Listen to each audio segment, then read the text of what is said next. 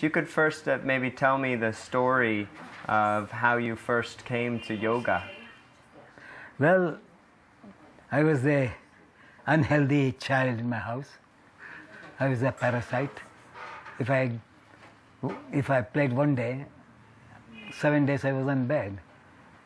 And I suffered from birth, I can say, till the age of 22, 23. So that was the life which I thought was really telling on my mind, is it worth living? Though I started yoga when I was 14 years, but health only I realized after 7, 8 years of practice. What was your guru's name? T. Krishnamacharya. And he had started a school. He had a school because he was a Pandit of the palace. The Maharaja of Mysore was keen that the royal family should learn yoga. So a yoga institute called Yogashala was started in the Jagannath Palace, which you must have seen.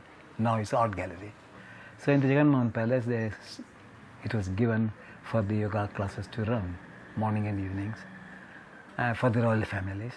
Outsiders, very few were given permission to join the palace school. So I was one of them, and I got the chance and I learned. And that's how the destiny made me to take to yoga. Not that I had any inclination to learn yoga. Could you tell me a little bit about the method of yoga that Krishnamacharya was teaching there?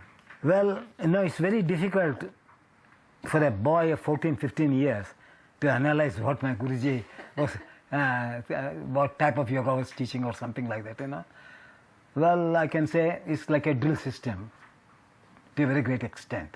Because royal family members, when they are practicing, so they are all martial people. So for martial people, meditation is not going to help them.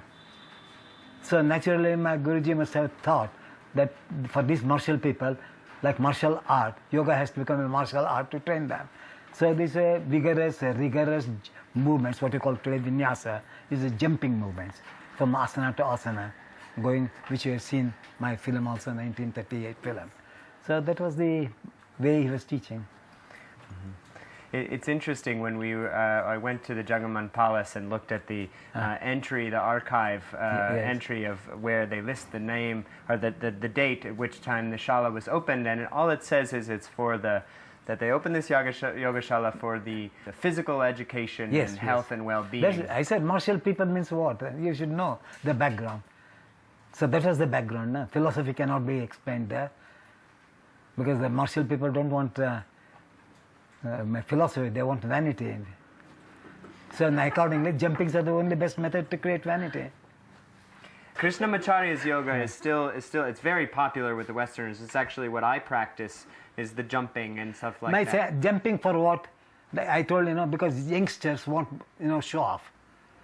So for certain age, as a martial children, youth have that quality, of Kshatriya Dharma, martial, character in their mentality. Well, I'm just wondering what your opinion of whether you think it's constructive for someone like me, who's 30 years old, started yoga a few months ago, whether it's constructive for me to pursue that kind of yoga. You pursue, whether you can do it later, that's what I'm saying. Up to 40 years you can do. Afterwards you will find heart start beating, head becoming hot, then what will you do?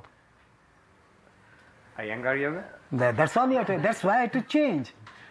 Yeah. I changed the system because, 60-year-old man, if I talk him jump and go to Shirshasana, what would happen? He would break. That's what I'm saying. Yeah. As a matter of fact, I know so many cases where they did jumpings and retina of the eyesight come. They displaced retina, which I had to put correctly afterwards. They came to me, I worked. So I said, don't do jumpings because it does not hold. Your eyes are weak, how can you do jumpings? For children, yes, they can do. Because they are all healthy.